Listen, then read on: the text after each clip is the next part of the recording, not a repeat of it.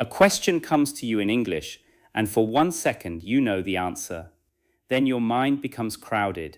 You translate the question, search for grammar, reject simple words, build a longer sentence, worry about pronunciation, and suddenly the answer disappears. The other person is still waiting, so you smile and say, I don't know. But you did know. Your problem was not a lack of English.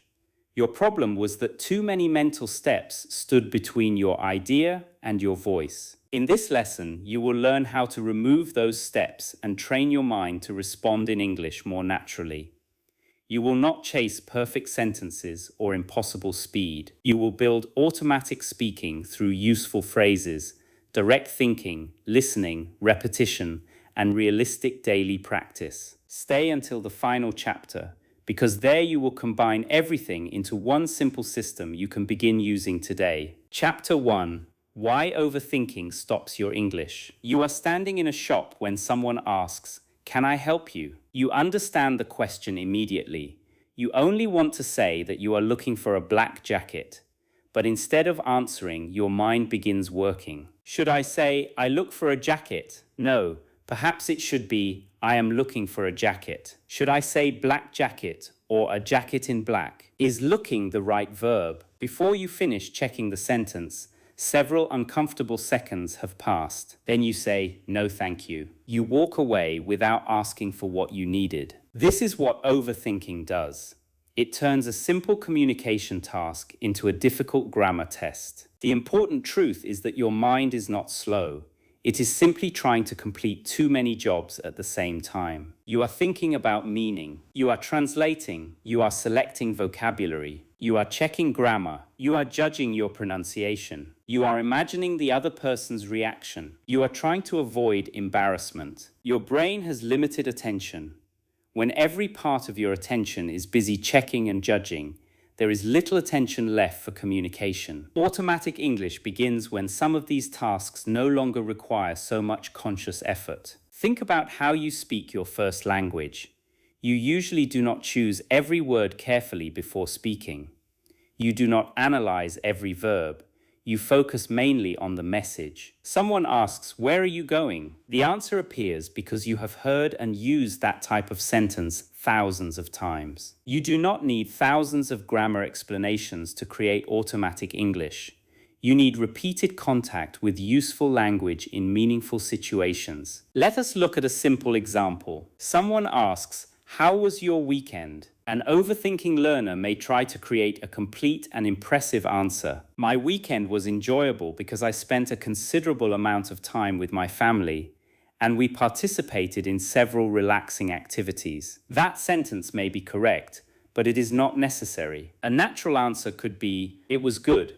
I spent some time with my family. We had dinner together and watched a movie." The simple answer is easier to produce, easier to understand, and more natural in conversation. Automatic speaking does not begin with advanced English.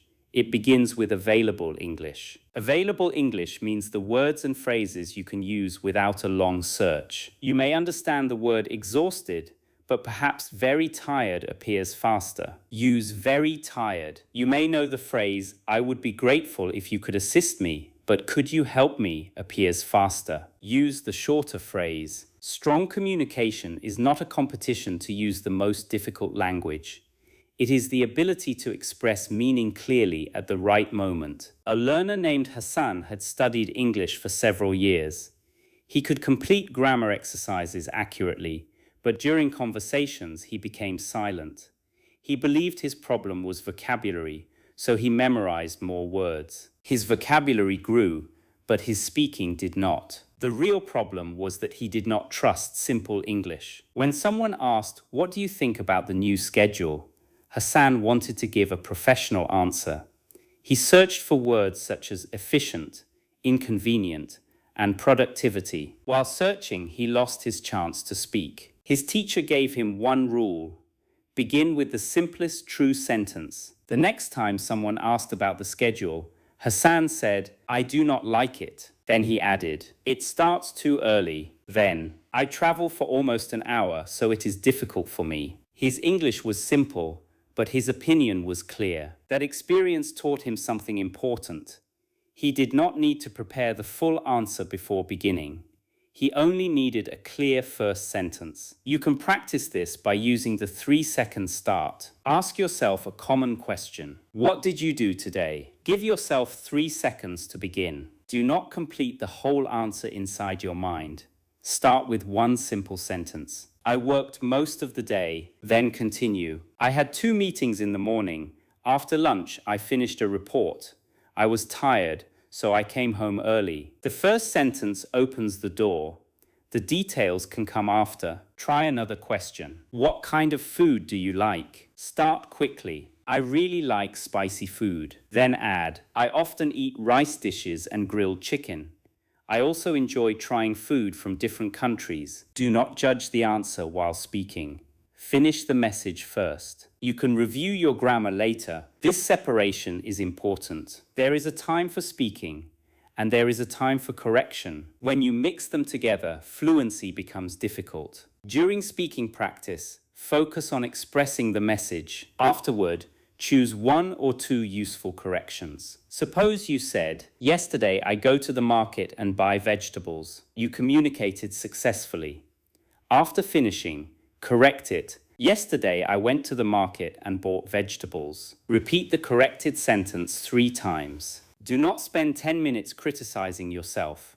Turn the mistake into a short lesson and continue. Another reason you overthink is that you are trying to avoid silence. You believe every pause makes you sound weak, but confident speakers pause too. They take time to organize ideas. The difference is that they do not panic during the pause. You can use natural thinking phrases. Let me think. That is a good question. I am not completely sure, but the first thing that comes to mind is, from my experience. These phrases keep the conversation moving while giving your brain a direction. For example, why did you choose this career? You can begin. That is a good question. I think the main reason was, now your answer has a structure. You may continue. I think the main reason was that I enjoy working with people. I also wanted a job where I could solve problems. A common mistake is memorizing long answers word for word. This can make you feel prepared, but real conversations do not follow your script. Someone may ask the question differently. They may interrupt you. They may ask for more detail. They may change the subject. Instead of memorizing long paragraphs, prepare flexible parts. For talking about work, learn. I work as, my main responsibility is, what I enjoy most is, one challenge is, I have been doing this for. You can combine these parts in different ways. I work as a receptionist. My main responsibility is helping visitors and answering calls. What I enjoy most is meeting different people. Or, I work as a sales assistant. I have been doing this for 2 years. One challenge is dealing with busy weekends. Flexible language creates real confidence because you can adjust it. Your first daily practice is simple. Choose 5 questions you often hear. They may be, what do you do? Where are you from? Why are you learning English? What did you do yesterday? What are your plans for the weekend? Answer each question aloud. Begin within 3 seconds. Use short sentences. Add 2 or 3 details. Do not stop for small mistakes. At the end, choose 1 sentence you want to improve. Correct it and repeat it. This exercise trains your mind to move from question to response without building a perfect speech. Remember this. Overthinking grows when you demand perfection before communication. Automatic speaking begins when you give yourself permission to start simply. But beginning quickly is not enough. Your mind also needs ready-made language that can appear without translation. That is what you will build next. Chapter 2. Build automatic phrases, not random words. You may know thousands of English words and still struggle to speak. This happens because conversation is not built from isolated words. It is built from groups of words that often appear together. Imagine someone asks you about a difficult decision. You know the words decision, difficult, time, family, and future, but you still need to decide how to connect them. Do you say do a decision? Do you say take a decision? Do you say make a decision? If you have already learned the phrase make a decision, your brain does not need to build it. The phrase arrives as one unit. This is one of the secrets of automatic speaking. You do not create every sentence word by word. You use familiar language blocks and combine them. Consider these useful blocks. I am not sure if. The main reason is it depends on. I have been trying to. One thing I noticed is. What I mean is I would prefer to. I did not expect. I am looking forward to. These phrases can become the beginning of hundreds of sentences. I am not sure if I can come tomorrow. I am not sure if this is the right address. I am not sure if she received my message. The main reason is that I need more time. The main reason is the cost. The main reason I moved was my job. It depends on the weather. It depends on how much time we have. It depends on what the customer wants. When you own the phrase, you only need to complete the final part. This reduces mental effort. A learner named Sophia kept a vocabulary notebook.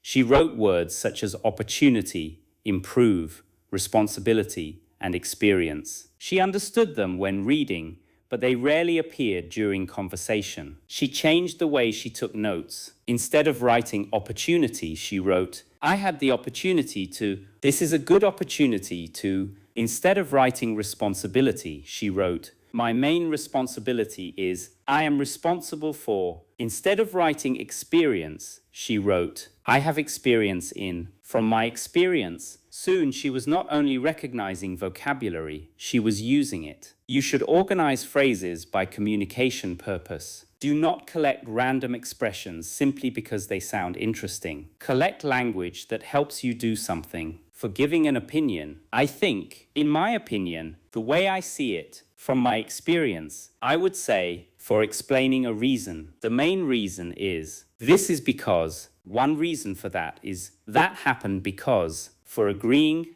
I agree with you. That makes sense. I feel the same way. That is a good point. For disagreeing politely, I understand your point, but I am not sure I agree. I see it differently. That may be true. But for asking for clarification, could you explain that? What do you mean by, could you give me an example? Did you mean, for correcting yourself? Let me say that again. What I meant was, I used the wrong word. Let me explain it another way. For buying time. Let me think for a moment. That is an interesting question. I have never thought about that before. The first thing that comes to mind is, these phrases are valuable because they appear in many situations. Suppose someone asks, do you think online learning is effective? You may answer, I think it can be effective.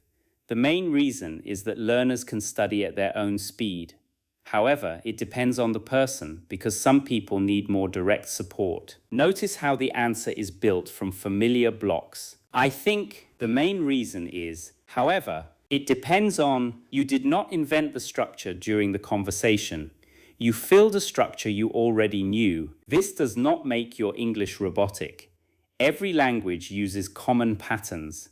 The personal meaning comes from the details you add. You can train phrases using substitution. Take the phrase, I am trying to improve. Create several personal sentences. I am trying to improve my pronunciation. I am trying to improve my listening. I am trying to improve the way I manage my time. I am trying to improve my communication at work. Then imagine questions that could produce these answers. What are you working on? I am trying to improve my pronunciation. What is one of your goals? I am trying to improve the way I manage my time.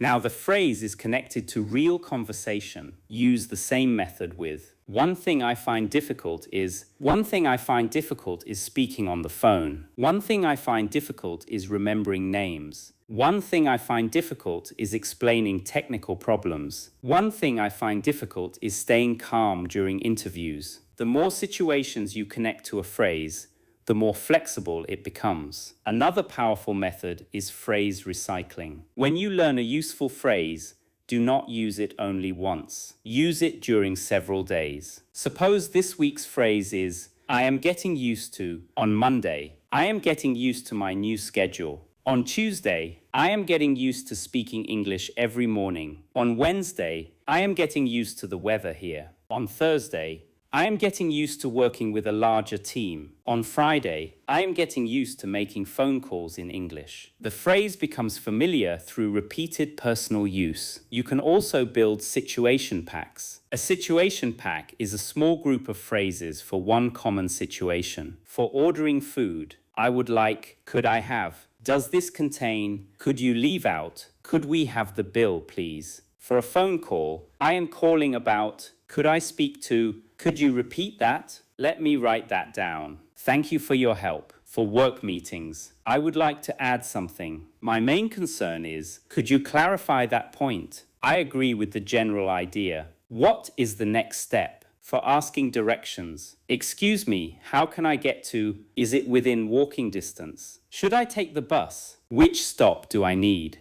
Could you show me on the map? If you practice the phrases before entering the situation, your mind does not begin from zero. A common mistake is choosing phrases that are too formal or unnatural for your daily life. You may learn, I would be deeply appreciative if you could provide further clarification. This may be correct, but in most conversations you can simply say, could you explain that a little more? Useful English is language you are willing and able to say. Another mistake is learning phrases only through reading. If your eyes know the phrase, but your mouth has never produced it, it may not appear when needed. Say every important phrase aloud. Say it slowly. Say it at a natural speed. Use it in a personal sentence. Use it as an answer to a question. Record yourself saying it, then use it again the next day. Let us practice one phrase fully. I have not decided yet. First, repeat it. I have not decided yet. Now create situations. Are you going to travel this summer? I have not decided yet. Which course will you take? I have not decided yet. Will you accept the job? I have not decided yet. Now extend it. I have not decided yet, but I am considering two options. I have not decided yet because I need more information. I have not decided yet. I will let you know tomorrow. The phrase becomes a tool, not just something you understand. Your daily exercise is to choose 5 automatic phrases. Choose phrases you can imagine using this week. Write one situation for each phrase. Say the phrase aloud several times. Create 3 personal examples. Then ask yourself a question that allows you to use it naturally. For example, your phrase is, I would prefer, question, would you like to meet in the morning or afternoon? Answer, I would prefer the afternoon because I have an appointment in the morning. Question, do you want to call or send an email? Answer, I would prefer to send an email so I can explain everything clearly. Repeat the same 5 phrases for several days. Do not collect 50 new expressions tomorrow. Automatic language comes from repeated use, not from endless collection. Remember this. Words become automatic when they live inside phrases, and phrases become automatic when they are connected to your real life. But there is still another mental step that slows you down. Even with useful phrases, you may continue creating the message in your first language before moving it into English. The next chapter will help you build direct English thinking. Chapter 3. Think in meaning before you think in words. You are walking to work when you realize you forgot your keys. Inside your first language, the thought arrives immediately. Then you try to translate it into English. Did I forget my keys? Have I forgotten my keys? I left my keys? My keys are forgotten. The situation is simple, but translation creates several choices. Direct thinking means connecting the situation to English without first creating a complete sentence in another language. You see the empty pocket. You understand the problem. The English thought appears. I forgot my keys. This connection does not develop because you order your brain to stop translating. It develops through repeated contact between English and real experience. Begin with what is physically around you. Look at your surroundings and describe them. The window is open. My phone is charging. There is a cup on the table. The room is quiet. It is getting dark. A car just stopped outside. Do not translate a full description. Let your eyes guide your English. Then connect English to actions. I am opening the door. I am looking for my wallet. I need to reply to this message. I am waiting for the bus. I am making lunch. I am putting the dishes away. When the same actions happen every day, the phrases become attached to the action itself. You no longer need to search. When you pick up your bag, I am leaving now may appear automatically. When the bus is late, the bus is taking forever may appear. When your battery is low, I need to charge my phone may appear. This is how direct thinking grows. Situation first, English second, without a full translation step. A learner named Kenji wanted to think in English all day.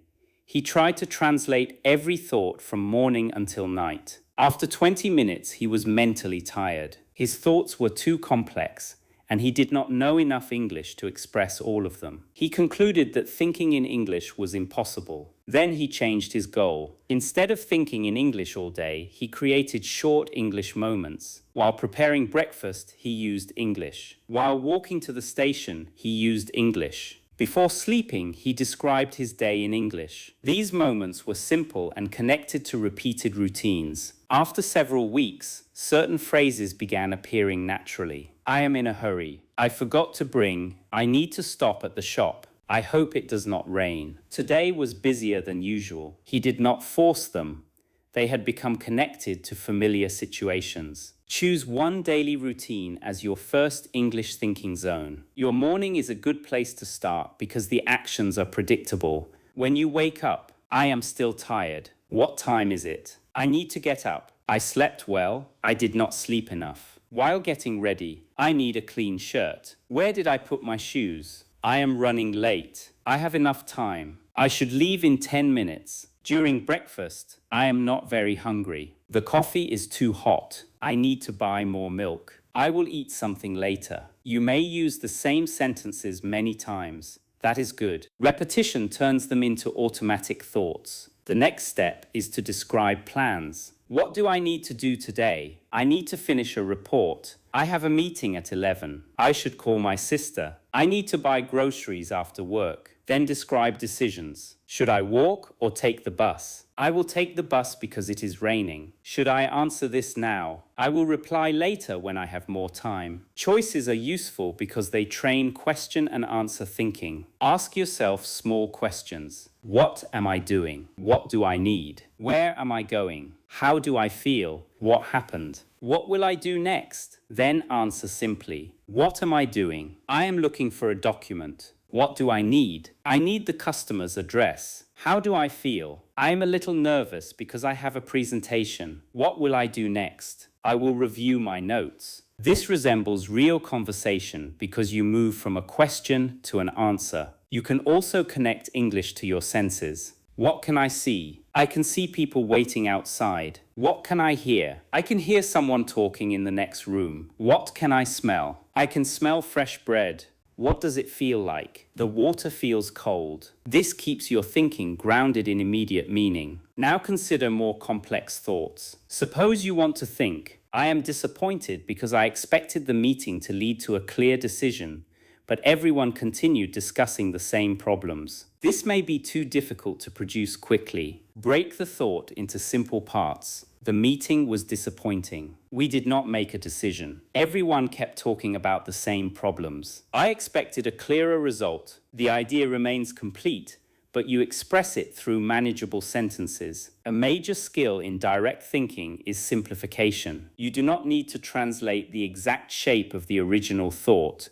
You need to communicate the meaning with the English you have. Suppose your first language thought is very detailed. I felt uncomfortable because his tone suggested that he did not trust my ability to handle the situation. You can simplify it. I felt uncomfortable. He did not seem to trust me. I felt like he thought I could not handle the situation. That is successful English thinking. You are not creating a perfect translation. You are expressing meaning directly. Another helpful technique is mental imagery. Instead of seeing the written sentence in your first language, picture the event. Suppose you want to tell someone about missing a train. See yourself running toward the platform. See the train leaving, then speak from the image. I arrived at the station late. I ran to the platform, but the train had already left. I had to wait another hour. The image gives your mind meaning without requiring a written translation. You can practice this with simple scenes. Picture yourself ordering coffee. Could I have a small coffee, please? Picture yourself asking for directions. Excuse me, how can I get to the city center? Picture yourself calling a clinic. I would like to make an appointment. Picture yourself explaining a problem at work. The customer received the wrong item. I am trying to arrange a replacement. This prepares your brain for the real situation. A common mistake is feeling guilty when translation happens. Translation is normal, especially when the topic is unfamiliar or complex. Your goal is not to remove your first language completely.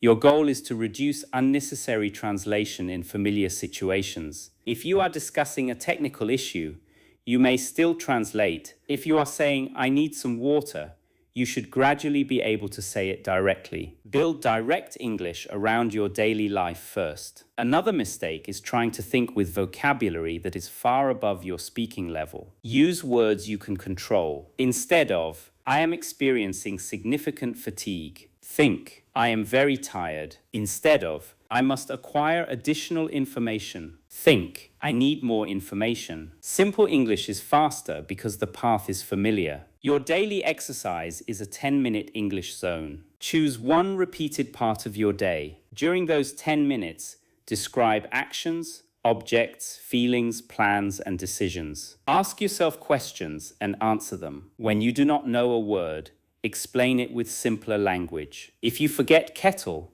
say, "the thing I use to boil water." Do not stop the entire practice to search. At the end of your English zone, choose 3 sentences that were useful. Repeat each sentence several times. Use them again tomorrow. Remember this: thinking in English does not mean creating complicated thoughts. It means connecting meaning directly to simple, usable English. Now you can reduce translation in familiar situations.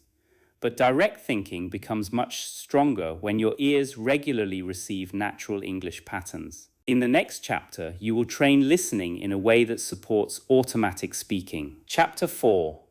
Listen for patterns you can use. You may spend hours listening to English and still feel unable to speak. You watch videos, you hear podcasts, you understand some of the message, but when someone asks you a question, the words do not come. The problem is not always the amount of listening. It is the type of attention you use. Passive listening can help you become familiar with the sound of English, but automatic speaking requires active listening. Active listening means noticing useful patterns, understanding when they are used, and bringing them into your own speech. Suppose you hear someone say, "I was going to call you, but I got busy." You may understand the sentence and continue listening, but there is a valuable pattern inside it. "I was going to, but..." You can use this pattern in many situations. "I was going to cook, but I felt too tired." "I was going to send the email, but I forgot." "I was going to take the bus, but my friend offered me a ride." "I was going to ask you about that, but the meeting ended." The listening sentence has become a speaking tool. This is the difference between understanding English and collecting English. A learner named Lena listened to long English videos every evening.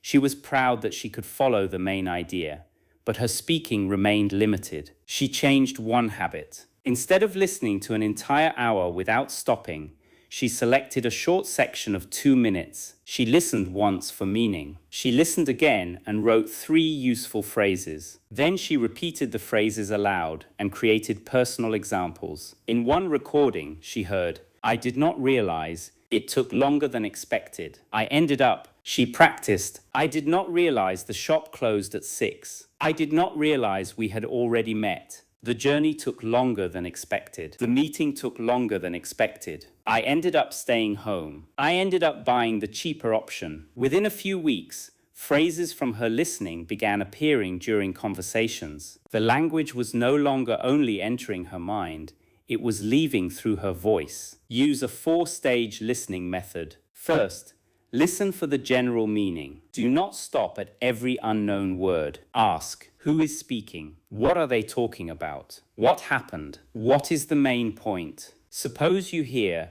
"I wanted to try the new restaurant, but it was completely full, so we went to a small cafe nearby instead." you may miss completely, but the message is clear. They wanted to visit a restaurant. It was full. They went to a cafe. Second, listen for useful phrases. Notice language that could fit your life. I wanted to. It was completely full. We went somewhere else instead. Third, repeat the phrases aloud. Copy the complete group of words, not only one word. Fourth, personalize them. I wanted to finish early, but I had too much work. I wanted to call you, but it was too late. The bus was completely full. The parking area was completely full. We went to a different shop instead. We stayed home instead. This method trains understanding and production together. You should also listen for response patterns. Real conversations contain many short reactions. That makes sense. I know what you mean. That sounds difficult. I did not know that. Really?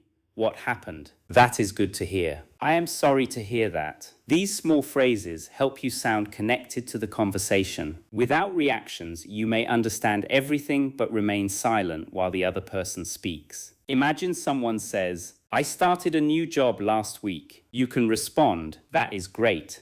How is it going? Someone says, my flight was delayed for 6 hours. You can respond, that sounds exhausting.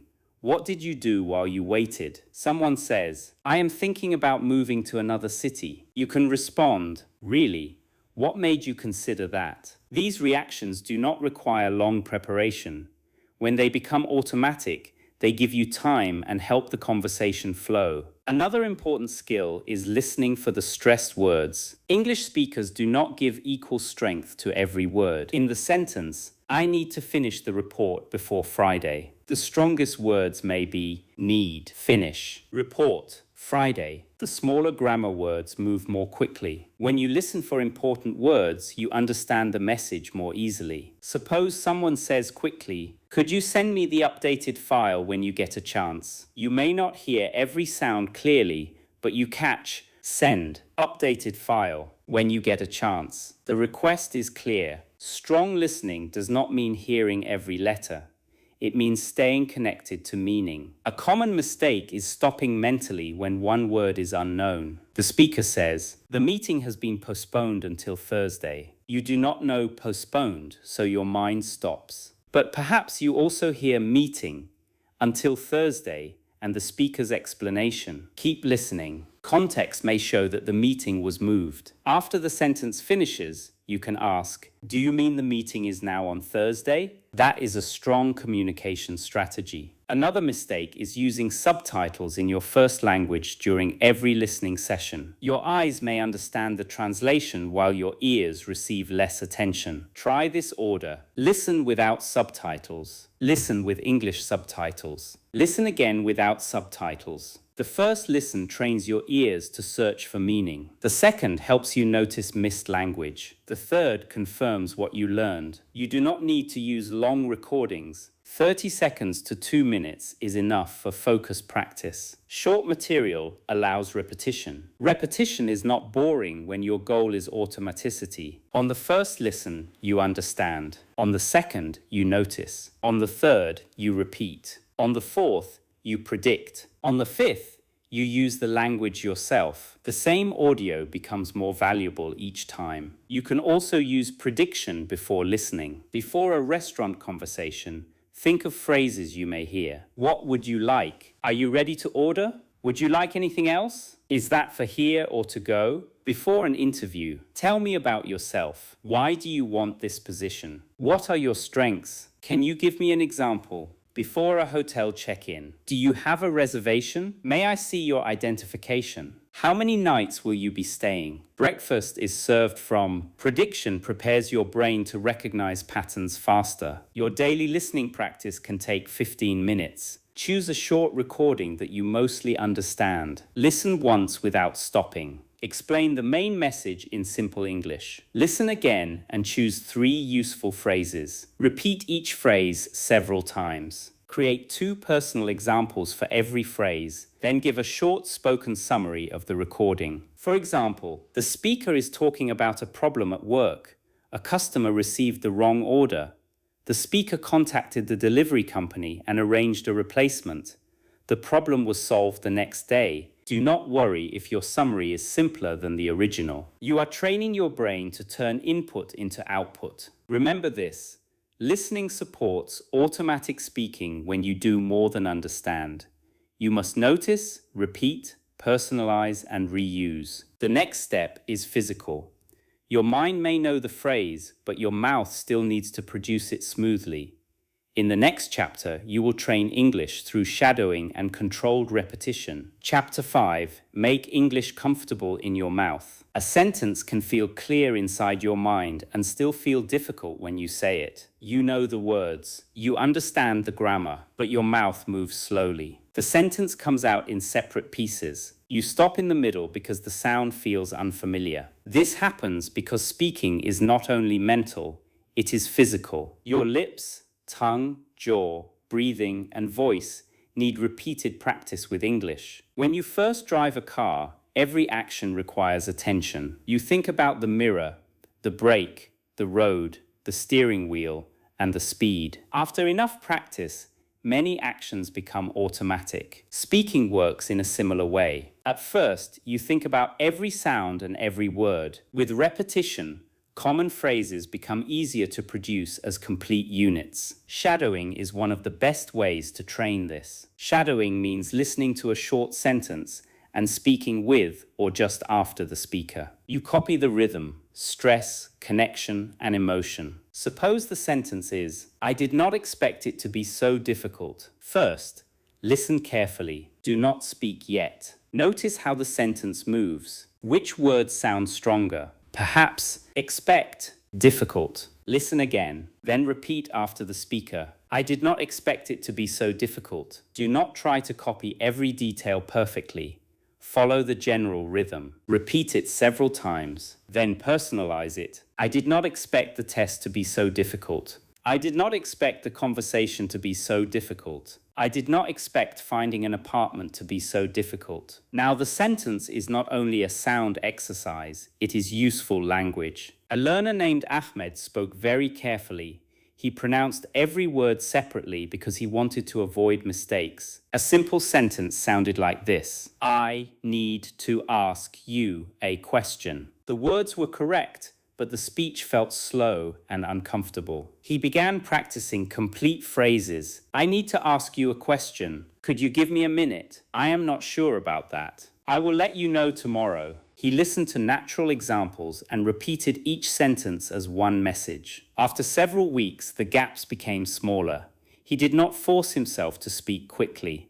The phrases simply became more familiar. Your goal is not speed. Your goal is smoothness. Fast speech without control is difficult to understand. A calm, connected sentence is more powerful. Use short material for shadowing. Choose one speaker with clear pronunciation. Use 10 to 30 seconds of audio. Understand the meaning first. Then work sentence by sentence. Listen, repeat, listen again. Speak with the audio. Speak without the audio. Create your own version. You can also use backward building for longer sentences. Take this sentence: "I would like to know more about the training program." Start from the end. The training program. About the training program. More about the training program. Know more about the training program. To know more about the training program. I would like to know more about the training program. This helps you hold the complete sentence without losing the final words. Try another. Could you tell me when the next bus leaves? Start with, the next bus leaves. When the next bus leaves. Tell me when the next bus leaves. Could you tell me when the next bus leaves? Backward building is especially useful for polite requests and longer professional phrases. You should also practice stress. In English, changing the stressed word can change the focus. I need the report today. Stress need,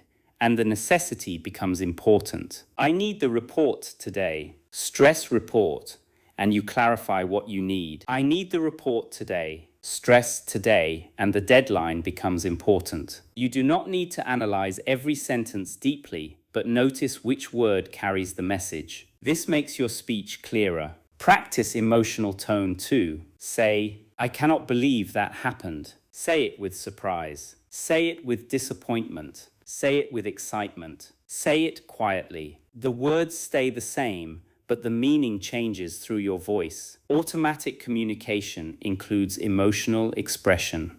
If every sentence has the same flat tone, the listener must work harder to understand your attitude. Another useful technique is rhythm practice with familiar sentences. Take, "What are you going to do?" Say it slowly and clearly. Then say it naturally as one thought. Do not force yourself to remove sounds. Let the phrase become connected through repetition. Practice. "Could you help me with this? I have been trying to call you. I am not sure what happened. What do you think about it? I need to leave in a few minutes." These phrases appear often, so physical comfort with them is valuable. Recording yourself is important. You may dislike your recorded voice at first. That feeling is common. Do not judge your accent or personality. Choose one specific question. Was the sentence understandable? Did you speak loudly enough? Did you finish important words? Did you stress the key idea? Was the pace comfortable? Record the same sentence again with one small improvement. Suppose you say, "I would like to make an appointment for Tuesday." Your first recording is too quiet. Record it again with a stronger voice. Your second recording is clear, but Tuesday disappears. Record it once more and make the day clearer. This focus correction is more useful than saying, "My pronunciation is bad." Be specific. Another mistake is trying to change your entire accent. An accent is not a problem if people understand you. Focus on clarity. Learn sounds that change meaning. Practice common word endings. Speak at a comfortable volume. Use clear stress. Do not hide your voice because you feel embarrassed. A quiet, uncertain voice may be harder to understand than an accented but clear voice. Another mistake is shadowing language you do not understand. If you copy sounds without knowing the meaning, the phrase may never become useful. Always ask, "What does this sentence mean? When would someone say it? How can I use it in my life?" Then practice the sound. Your daily mouth training routine can take 10 minutes. Choose 3 useful sentences from your listening practice. Listen to each sentence carefully. Repeat it 5 times. Speak with the recording. Say it without the recording. Create one personal version. Record your best attempt. For example, original, "I am still getting used to it." Personal, "I am still getting used to my new job." Original, "I did not mean to interrupt you." Personal, "I did not mean to interrupt the meeting." Original, "Let me check and get back to you." Personal, "Let me check the price and get back to you." Use the same sentences for several days. You may feel that you should always learn something new, but automatic speech grows through deep repetition. Remember this, your mind may understand English after hearing it once, but your mouth needs repeated experience before the language feels natural. Now your phrases can move more smoothly, but real conversations still create pressure. You need to train your responses before that pressure arrives. The next chapter will show you how to build fast, flexible answers. Chapter 6. Train quick response with speaking loops. Someone asks, "What do you do?" You know the answer, but you still need time. Someone asks, "Why are you learning English?" You have many reasons, but you cannot organize them quickly. Someone asks, "What did you do this weekend?" Your weekend appears in your memory, but English does not appear at the same speed. This does not mean you are incapable of conversation. It means you have not practiced moving from common questions to spoken answers. Many conversation questions repeat. The exact words may change, but the purpose is familiar. What do you do? What kind of work do you do? Where do you work? What is your job? These questions ask for similar information. Why are you learning English? What is your reason for studying English? What do you want to achieve with English? Again, the purpose is similar. When you practice common question types, your mind becomes familiar with the path from question to answer. Use speaking loops. A speaking loop is a question you answer several times in different ways. Take, "What do you usually do in the morning?" First answer, "I usually wake up at 7, take a shower and make breakfast." Second answer, "On weekdays, I get up early because I start work at 9. I usually drink coffee and check my messages before leaving." Third answer, "My morning depends on the day. When I work from home, I start slowly. When I go to the office, I prepare everything the night before. The question stays the same, but your answer changes. This prevents memorization and builds flexibility. A learner named Daniel prepared one perfect introduction. My name is Daniel. I am 28 years old. I live in Madrid. I work as an accountant. I enjoy football and reading. He repeated it many times. But during a social event, someone asked, "So what keeps you busy these days?" Daniel froze because the question did not match his memorized introduction. He had prepared words, but not communication. He began practicing answer ideas instead. Work, current project, interests, future goal. Then he could respond to different questions. What keeps you busy these days? I am working on a large project at my company, so that takes most of my time. I am also trying to improve my English in the evenings. What do you do? I work as an accountant. I mainly prepare reports and help with financial planning. Tell me a little about yourself. I live in Madrid and work in finance. Outside work, I enjoy football and reading. At the moment, I am focusing on improving my English. The information is similar, but the answer changes naturally. You can use simple answer structures. For opinions, use answer, reason. Example, question. Do you prefer working from home? Answer. Yes, I prefer working from home. Reason. I can focus better and I do not spend time traveling. Example. When I worked in an office, I spent almost 2 hours commuting every day. For experiences, use situation, action, result. Question. Tell me about a problem you solved. Situation. A customer received the wrong order. Action. I contacted the delivery team and arranged a replacement. Result. The correct order arrived the next day and the customer was satisfied. For plans, use goal, reason. First step. Question. What are your plans for the next year? Goal. I want to move into a better position at work. Reason. I would like more responsibility and a chance to use English. First step. I am improving my communication skills and taking an online course. For describing your day, use beginning, main event, result or feeling. My morning was quiet.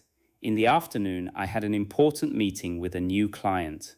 It went well, so I felt relieved afterward. Structures help you organize thoughts without memorizing exact sentences. Use the 3-second beginning. Ask a question and start within 3 seconds. Your first sentence can be short. Question. What kind of movies do you like? Start. I mostly enjoy comedies. Then add. They help me relax. I also like true stories, especially when they are based on real events. Question. What is difficult about speaking English? Start. The hardest part for me is responding quickly. Then add. I often know what I want to say, but I overthink the grammar. I am trying to use shorter sentences and trust the English I already know. The purpose of the 3-second rule is not to make you rush.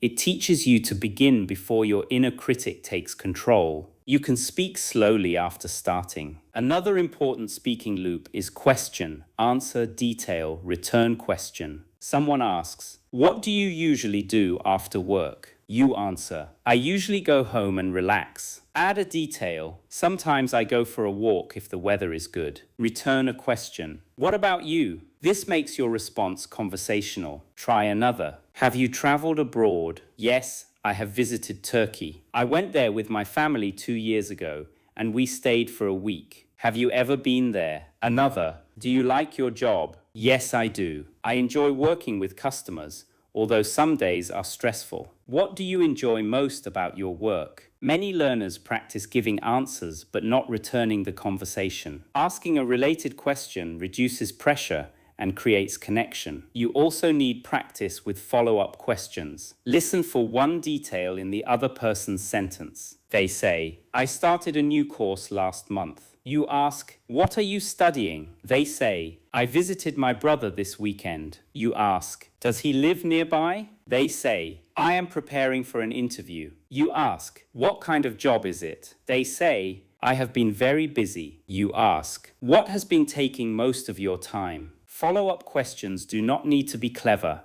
They only need to show interest. Practice short reactions too. "That sounds interesting. I know what you mean. That must have been difficult." That is good to hear. I did not expect that. What happened next? These reactions give your mind a second to prepare while keeping the conversation alive. A common mistake is making every answer too long. If someone asks, "How are you?"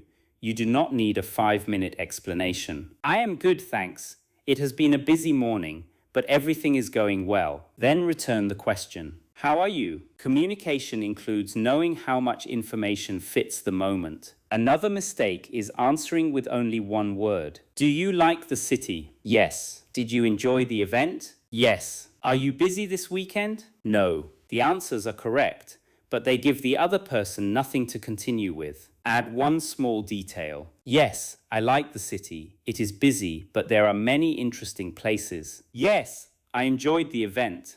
The speakers were very good. No, I am not busy. I am hoping to relax and meet a friend. Your daily response practice can take 15 minutes. Choose 5 common questions. Answer each one 3 times. The first answer should be one sentence. The second should include a reason. The third should include a reason, an example, and a return question. For example, why are you learning English? First, I am learning English for work. Second, I am learning English for work because I speak with international customers. Third, I am learning English for work because I speak with international customers.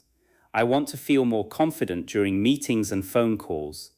What is your main reason for learning another language? You can practice alone, but speak aloud. Silent answers do not train your voice. Record yourself occasionally and notice whether you begin more quickly. Remember this: fast responses do not come from forcing yourself to think faster. They come from practicing familiar question and answer paths until the beginning feels natural. But real conversations are unpredictable. Sometimes you will forget a word, misunderstand a question, or lose your sentence. In the next chapter, you will learn how to continue when English does not go as planned. Chapter 7. Recover without losing the conversation. You are speaking well when one word disappears. You know exactly what you mean, but the English word will not come. You stop. You search. You repeat the beginning of the sentence. I need the. The longer you search, the more nervous you become. Soon the entire conversation feels like a failure because of one missing word. Automatic speakers are not people who never forget. They are people who know how to continue. In your first language, you sometimes forget words too. You say, "What is that thing called?" You know, the tool we use for the place near the station. You explain, point, describe, or choose another word. Use the same skill in English. Suppose you forget receipt. Say, the paper they give you after you pay. Suppose you forget umbrella. Say, the thing you use when it rains. Suppose you forget neighbor. Say, the person who lives next to me. Suppose you forget pharmacy. Say, the shop where you buy medicine. Suppose you forget appointment. Say, a planned time to meet the doctor. Communication continues because you focus on meaning, not one perfect word. Use repair phrases. I cannot remember the word, but it is something you use for, it is a place where, it is a kind of, it is similar to, it is the opposite of, what do you call the thing that, let me explain it another way. These phrases give you a second path. A learner named Priya was speaking to a colleague when she forgot the word deadline. She stopped and became embarrassed. Then she said, "I mean the final day when the work must be finished." Her colleague replied, "The deadline?" Priya said, "Yes, the deadline is Friday." That moment was successful communication.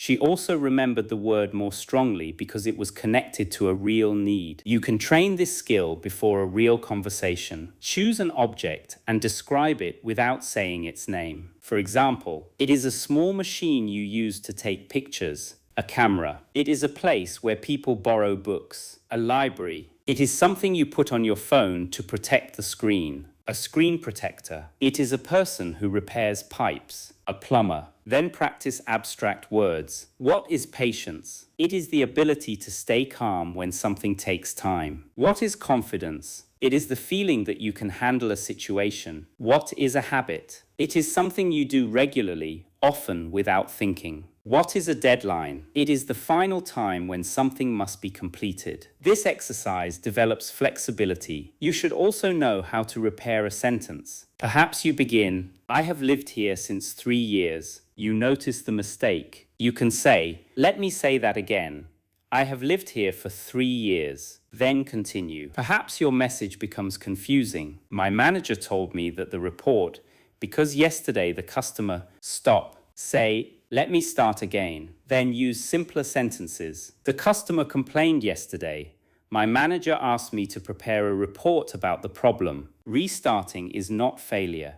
It is communication control. Use. What I mean is, let me put it another way. I said that incorrectly. The main point is, I am trying to say that these phrases keep you calm. Another problem is misunderstanding. Someone asks a question, but you catch only part of it. Many learners pretend to understand because they are afraid of looking weak. Then they give an unrelated answer. This creates more confusion than asking for clarification. Use. Could you repeat that, please? Could you say that a little more slowly? Sorry, I missed the last part. Did you say Tuesday or Thursday? What do you mean by that? Do you mean that the meeting has been cancelled? So you want me to send the file today, is that right? Clarification is a normal communication skill. Native speakers ask for clarification because of noise, unclear information, unfamiliar accents, and poor phone connections. You are not admitting that your English is bad.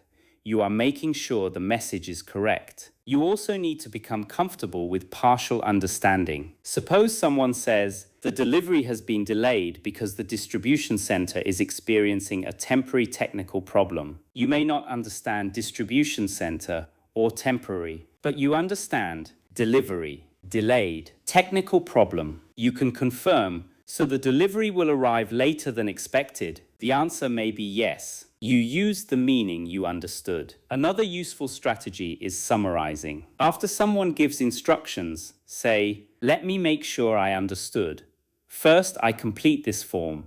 Then I send it to you by email. Is that correct? After discussing a plan. So we are meeting at 10 near the station, and then we will take the bus together, right? Summarizing prevents mistakes and gives you more speaking practice. A common mistake is apologizing every time you need help. Sorry, my English is terrible. Sorry, I am very bad at speaking. Sorry, I do not know anything. This lowers your confidence and does not solve the problem. Use one simple apology if needed. Sorry, could you repeat that? Then focus on the message. You do not need to explain your entire language history. Another mistake is stopping the conversation to correct every small error. You say, I go, sorry, I went, no, I have gone to the shop. The listener may have understood your first version. Correct only when the mistake affects meaning or when the correct form appears easily. Communication first, detailed correction later. You can also prepare emergency phrases for stressful situations. For a phone call, the connection is not very clear. Could you repeat the number? Let me write that down. Could you send the details by email? For a meeting, could you explain the last point again? I need a moment to think. Can I come back to that question? For travel, I think I am in the wrong place. Could you show me where to go?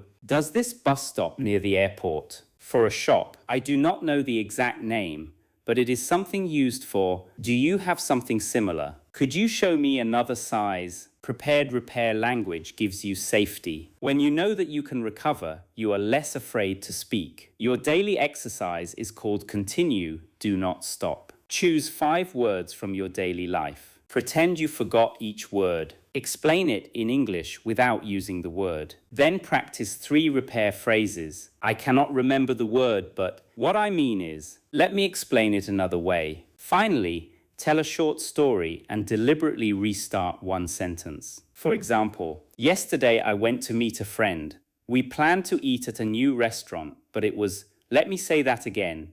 We planned to eat at a new restaurant, but it was full, so we went to a cafe instead. This teaches your brain that a broken sentence does not end communication. Remember this, automatic speaking does not mean perfect speaking. It means you can keep moving when the conversation becomes imperfect. Now you know how to recover. But knowing the technique does not remove nervousness. The next chapter will help you train calm speaking under real pressure. Chapter 8.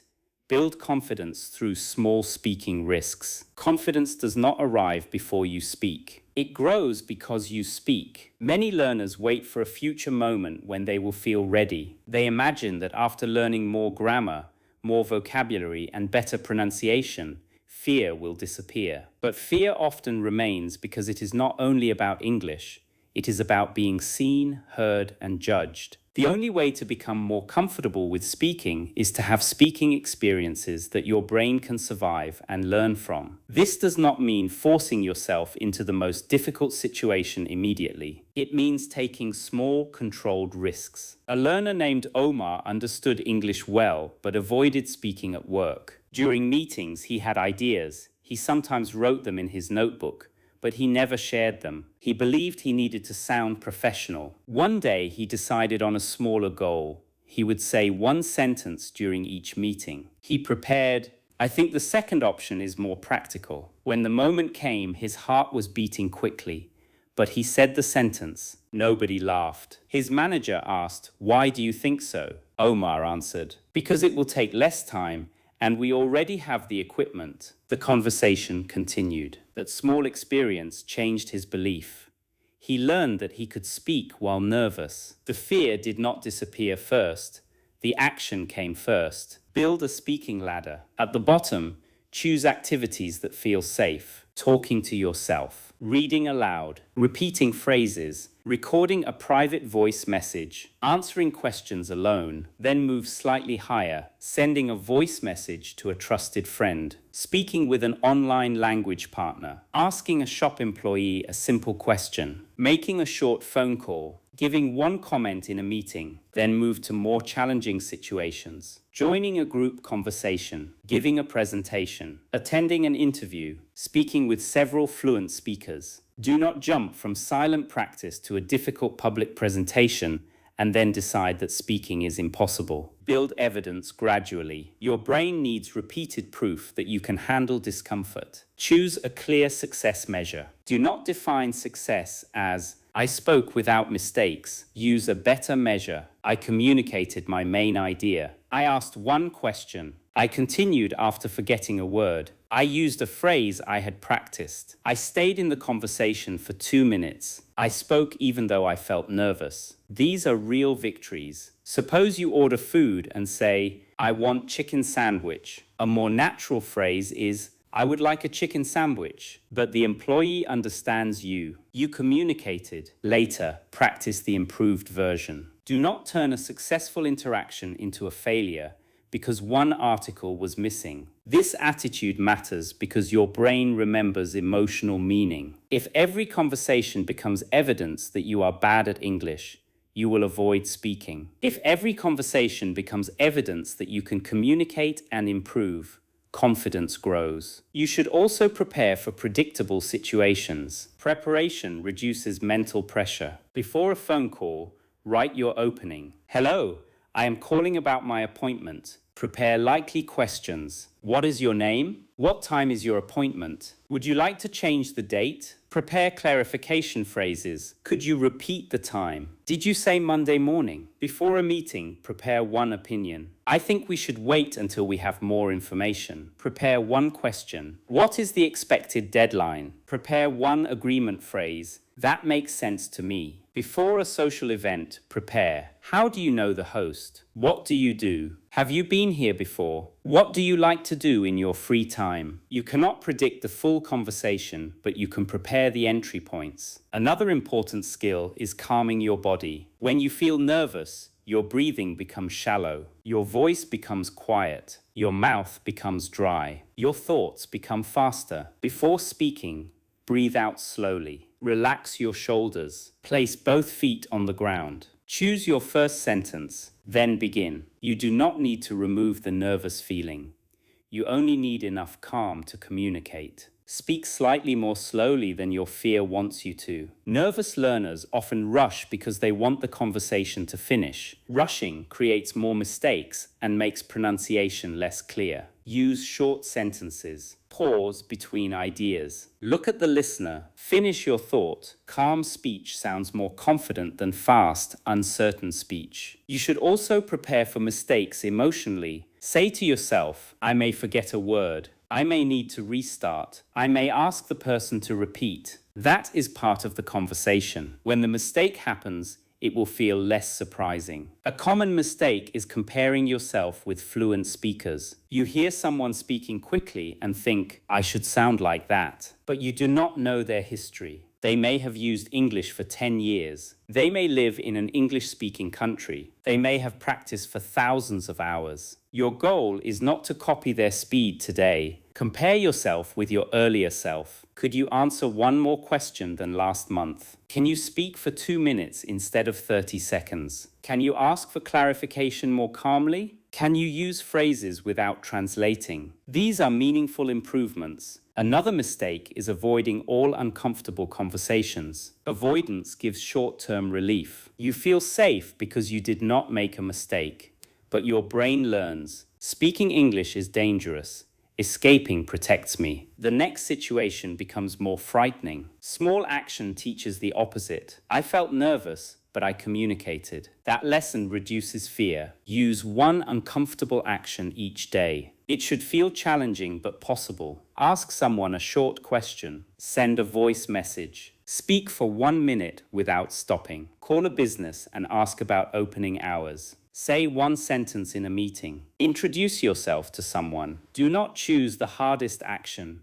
Choose the next action. Afterward, reflect on 3 things. What did I communicate? What went better than expected? What will I practice before next time? Do not ask only, what mistakes did I make? You may note one useful correction, but also record success. For example, I asked for directions. The person understood me immediately. I need to practice the phrase, is it within walking distance? This turns experience into progress. You can also create a success recording. Once a week, speak for 3 minutes about something you handled in English. Perhaps you ordered food. Perhaps you asked a question. Perhaps you explained a problem. Describe the situation and what you learned. This reminds you that communication is already happening. Your daily confidence exercise is one small speaking risk. Prepare one phrase. Use it in a real or recorded situation. Do not wait until you feel completely ready. Afterward, repeat the sentence you wish you had used, then move on. Remember this: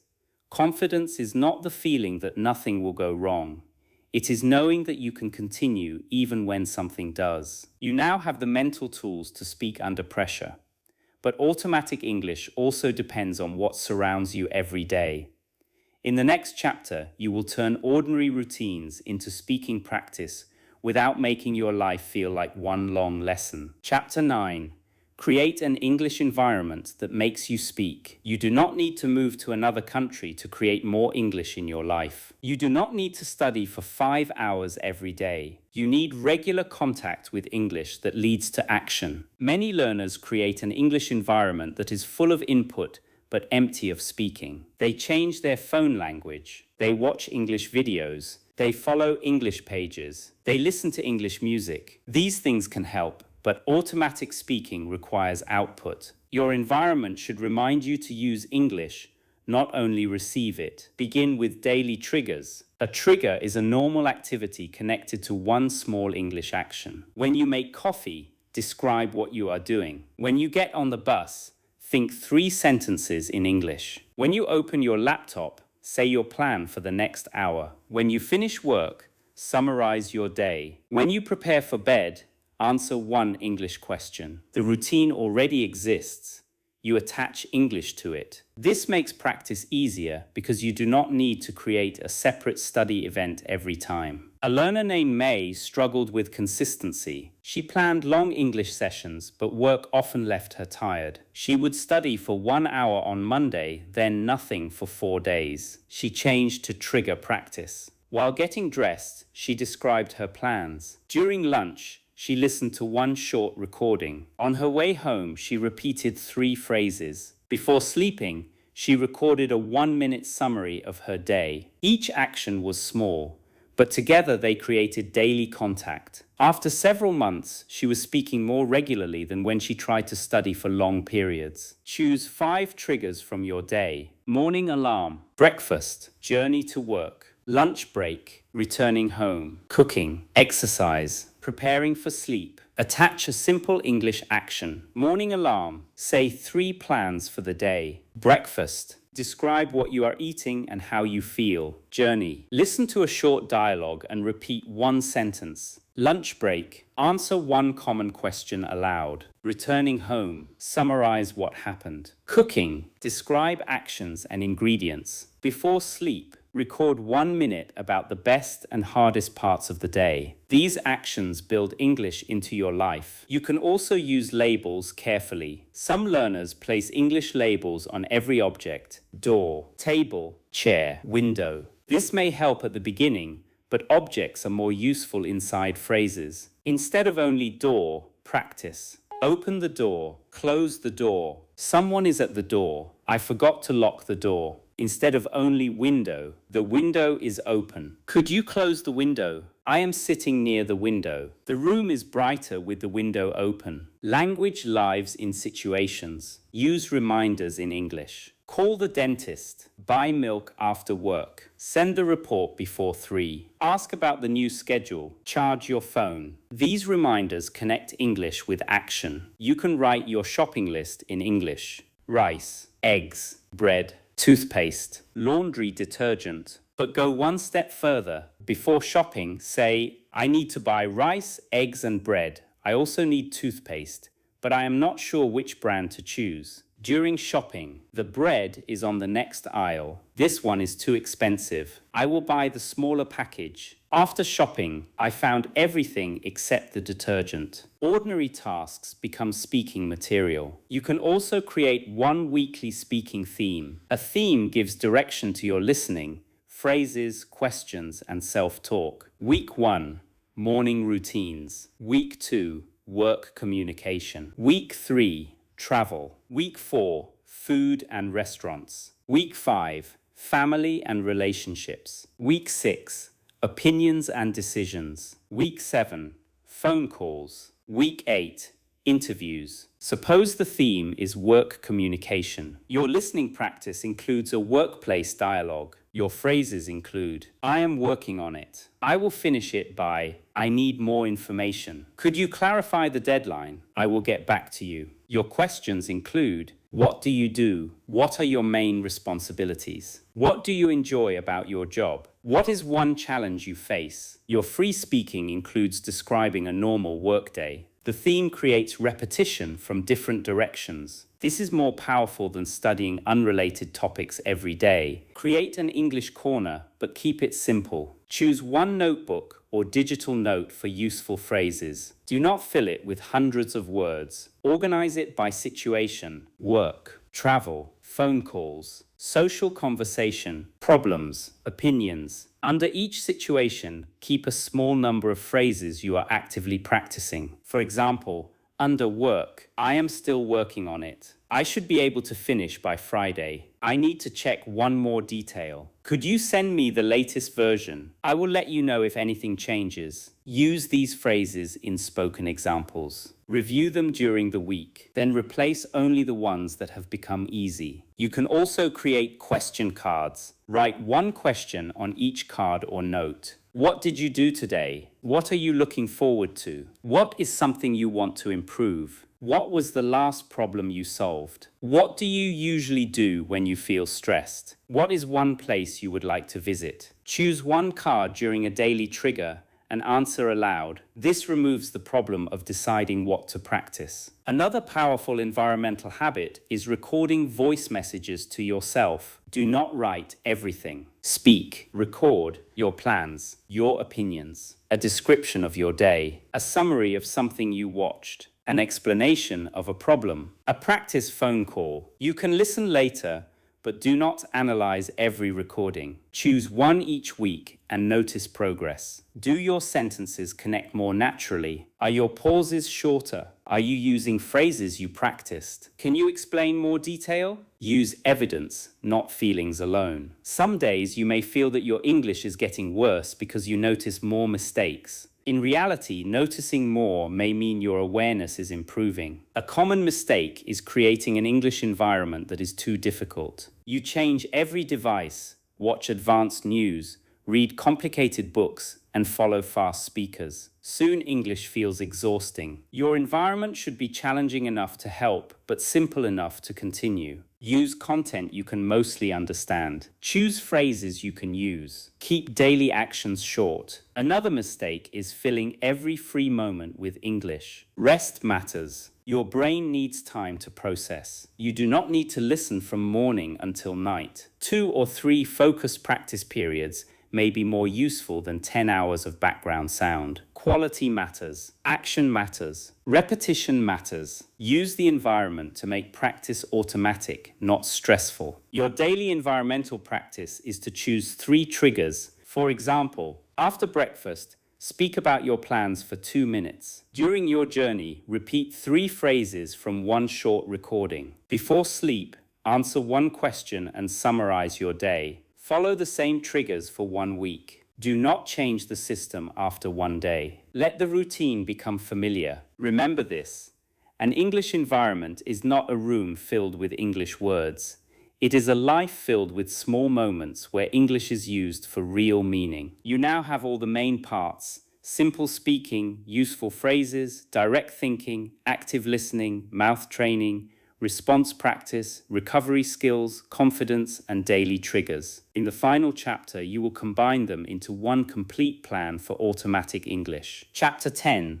Follow the automatic speaking system. Automatic English is not created by one secret trick. It is created when the same useful language moves through several stages. You hear it, you understand it, you repeat it, you connect it to your life, you use it in answers. You use it in real communication. Each stage makes the pathway stronger. Let us build a complete daily system that trains these stages without becoming overwhelming. The full routine takes about 30 minutes. You can shorten it when necessary, but keep the same basic order. Begin with 5 minutes of direct thinking. Look around you and describe the present moment. I am sitting at my desk. The room is quiet. I have several things to finish today. I feel focused, but a little tired. Then describe your next actions. I am going to complete this lesson. After that, I will answer my messages. I need to leave the house before 6. Ask yourself 2 questions. What is the most important thing I need to do today? What am I looking forward to? Answer aloud. This first stage moves your mind into English without pressure. Next, spend 8 minutes on active listening. Choose a short recording between 30 seconds and 2 minutes. Listen once for the message. Do not stop at every unfamiliar word. Say the main idea aloud. For example,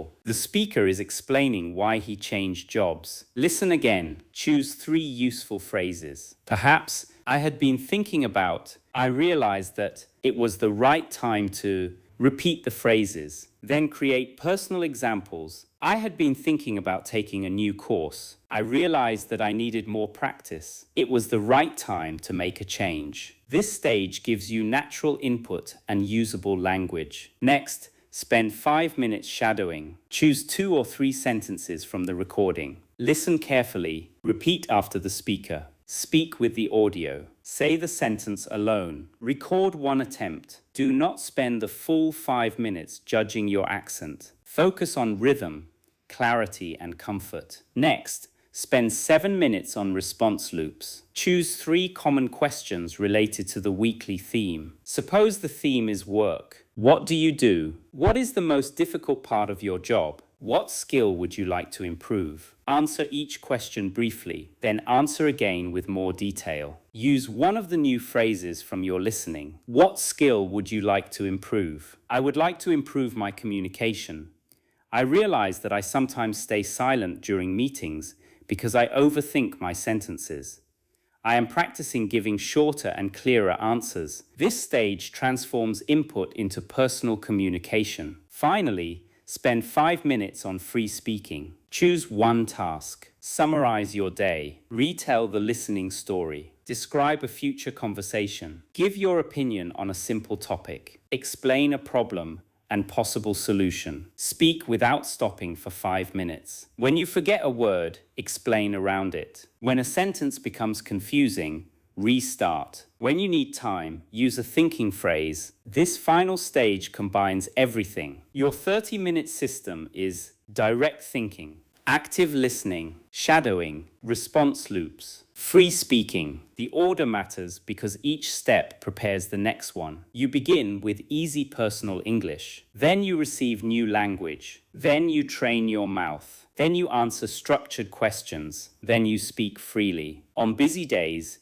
use a 15-minute version. 3 minutes of direct thinking. 4 minutes of listening. 3 minutes of repetition. 3 minutes of questions. 2 minutes of free speaking. On very difficult days, use a 5-minute minimum. Say 5 sentences about your current situation. Repeat one useful phrase 10 times. Answer one question. Record a 30-second message. The minimum routine protects consistency. Do not believe that a short session is useless. A short session keeps the pathway active. One missed day is not a disaster, but return as quickly as possible. Do not wait for Monday. Do not wait for a new month. Do not wait until you feel motivated. Begin with the smallest version. You also need a weekly structure. Choose one theme each week. Monday is for collecting language. Listen and choose useful phrases. Tuesday is for pronunciation and shadowing. Repeat the phrases until they feel comfortable. Wednesday is for questions and answers. Use the phrases in different responses. Thursday is for situation practice. Create a dialogue related to the theme. Friday is for free speaking. Speak for 5 to 10 minutes using the week's language. Saturday is for one real speaking action. Ask a question. Send a voice message. Join a conversation. Make a phone call. Sunday is for review. Record yourself answering one question. Notice what became easier. Choose the next week's theme. This structure gives every phrase several chances to become active. Let us create an example week around travel. On Monday, you listen to a short hotel dialogue and choose, I have a reservation. Could you tell me,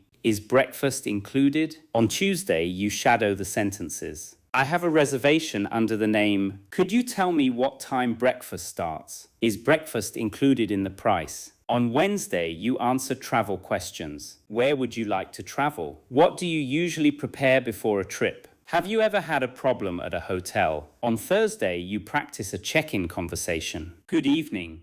I have a reservation under the name Ali. May I see your identification? Yes, here you are. Would you like a room on a higher floor? Yes, if possible. Is breakfast included? On Friday, you describe your ideal trip for 5 minutes. On Saturday, you ask a real travel-related question online, by phone, or during a speaking session. On Sunday, you record a hotel conversation without reading. One theme has trained listening, pronunciation, responses, dialogue, storytelling, and real use. This is how language becomes automatic. You should also measure progress correctly. Do not ask only, how many words do I know? Ask, can I answer common questions faster? Can I speak for 3 minutes without stopping? Can I explain a missing word? Can I ask for clarification? Can I describe my day without translating every sentence? Can I use new phrases in personal examples? Can I continue after making a mistake? These are communication abilities. Once a month,